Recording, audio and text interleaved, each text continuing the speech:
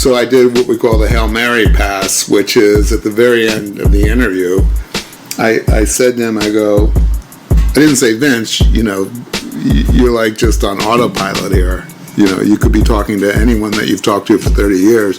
But instead, I very much more respectfully said, Vince, I'd love to know for the purposes of my story, if there's anything new about the case, something that's never been reported before, something that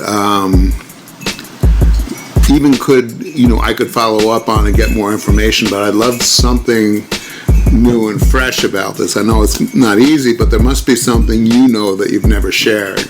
And he kind of thought about it a few minutes, and then he said, turn off the recorder, so I turned them off. And then he told me an anecdote, something about the case that was shocking and new, off the record, that meant I could use it in the story, but I couldn't attribute it to him and use his name. Mm-hmm. So we turned the recorders back off, and I left, and I'm like, what do I do with this piece of information? It's new, but it kind of changes, not the outcome of the case, but kind of what happened right before it. And to make a long story short, what it was, I don't even know if it was true or not, but the mistake he made was telling it to me. It contradicted the official account, his own account. And to this day, I don't know why he did that with me. If it was just an error, maybe he wanted to please me, because a lot of people who are subjects of interviews, we want to be the hero of the story. Right. But it was stupid in the end. He shouldn't have told me that, because then it made me question everything in his narrative. So, in the end, it wasn't nearly as important to my book and my story, right, except that it was kind of a launching point for me to go beyond it. Now, towards the end of the book, I tell what it was, and I attribute it to him, because when this went from being a magazine story to a book, and went from being a 3-month assignment to a never-ending years after year after year, in 29 or 10, so 8 or 9 years later, he and I had come to such loggerheads, and I found out so much unethical and even illegal stuff he'd done that he was suing me. He started sending letters to my publisher to try to stop my book from being published. And in the letters, he talked about sharing this information with me. Once he put that in a letter, then I was allowed to attribute it to him in the book, because he was putting it in. No longer off the record. Yeah, so the story was just that there was, in the official narrative, there's an audio tape in the loft at the house where Sharon Tate and her friends were killed, that the police confiscated from the loft a day or two after the crime. They took it back, and the official version is they looked at it, and it was a videotape of Sharon making love to her husband, the film director Roman Polanski. And in Vince's book, Helter Skelter, he says, I told the cops to put it back into the loft so Roman could get it when he went back to the house for the first time after the murders.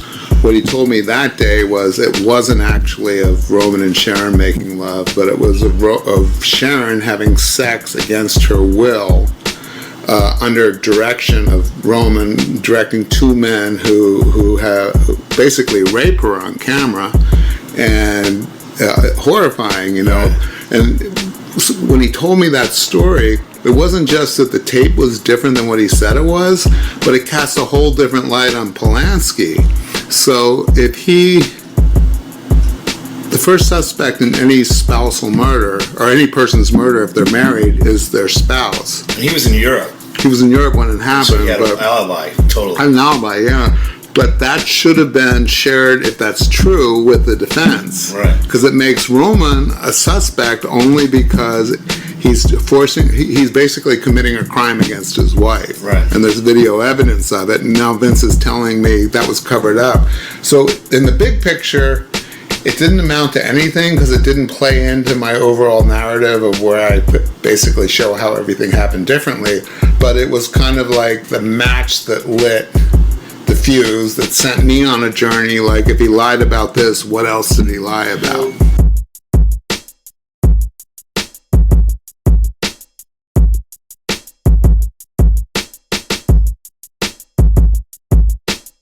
The the end of the book, there's a murder in there that I think the Manson family committed that was covered up by the law enforcement because it would have screwed up the prosecution. I want that looked into. There's also at the end of the book, there are these Tex Watson audio tapes that I found out about in 2008 when Watson turned himself in when he was alerted in Texas. He was at his parents' house. The police called the local sheriff, who was Tex's cousin, and his parents, and said he's wanted for questioning in these unsolved tape murders. This was November 29th. Nobody had been identified publicly as suspects. The police were just starting to figure out that these people had killed their victims. So 2 LAPD flew down to Texas. Watson was brought into the station, questioned by the LAPD, put under arrest. They had to extradite him, so the sheriff there, Tex's cousin, put him in a cell. The family called up a lawyer, Bill Boyd, who had actually represented Tex on a college case when he stole a typewriter from a college in a prank. Bill Boyd told me in an interview in 2008 that day he had Tex tell him the whole story, or Charles as he called him, about how he met Manson, why the murders were committed, how they happened. He said he spoke to me for 20 hours, and he goes, I've got all those audio tapes in a safe in my office. He told me this in 2008. He said he also described other murders that the family had committed that hadn't been connected to them. So right away, when I'm in 2008, I'm working on it that long, I thought, other murders, that's important to me, but more important, did he tell his attorney why the murders really happened? Why they picked those houses? This was the first account that was recorded. The next one was Susan Atkins, about a week later, after she had gotten her new attorney that the prosecution planted. They audio taped her telling her version, which became the official version. So Watson's would predate that by a week. And when I found out that they were in that safe, and he's telling me this on the phone, I thought, wait, he can't play that to me because that would violate Watson's attorney-client privilege. But I thought, I have to ask. So I said, is there any chance, Mr. Boyd, I could come down and listen to those tapes? And he said, that's when he realized he shouldn't have told me. He said, oh, well, I couldn't do that without Charles' permission. I go, are you still in touch with me? He goes, so I write to him every now and then. He writes me. He didn't represent him at trial after he was extradited. And I said, would you please ask? So that began 3 or 4 months of me pestering him. He would never take the phone call. And then finally, after 4 months, I called up and his secretary said, oh, I'm sorry, Mr. Boyd's in China on business today. And I said, well, you have to tell him I'm not going to wait anymore. I'm going to write to Charles and tell him what he told me. I go, if there's other bodies out, I didn't let them know that I was more interested in the motive story. But I said, and I was interested in this too. I go, if there's other bodies or victims out there who have never been connected, or even, we don't even know if the remains were uncovered because there's a lot of evidence that there might have been people killed out in the desert and buried there. I go, I need to know that. And she said, okay, I'll tell him. I whisper words, you come to me. The song I sing for all to see. The past is gone and now I know. Inside this cell, nowhere to go. Oh, love, I love, look at your love.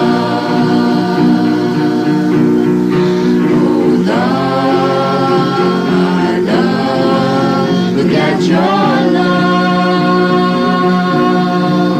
a dancing clown upon the wall.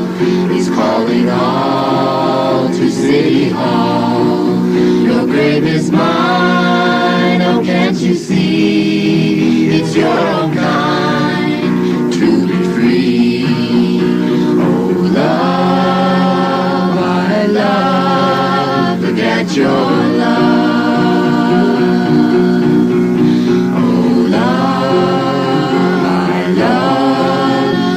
Your love, the truth I've known, you are the king. I love this world, to you I bring. You know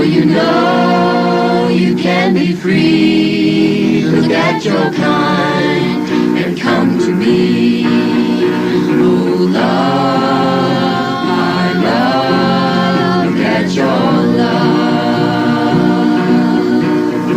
Oh, love, my love, look at your love.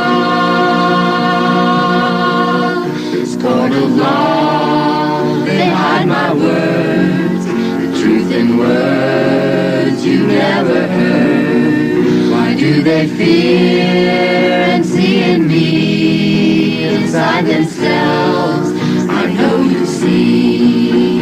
Oh, love, my love, look at your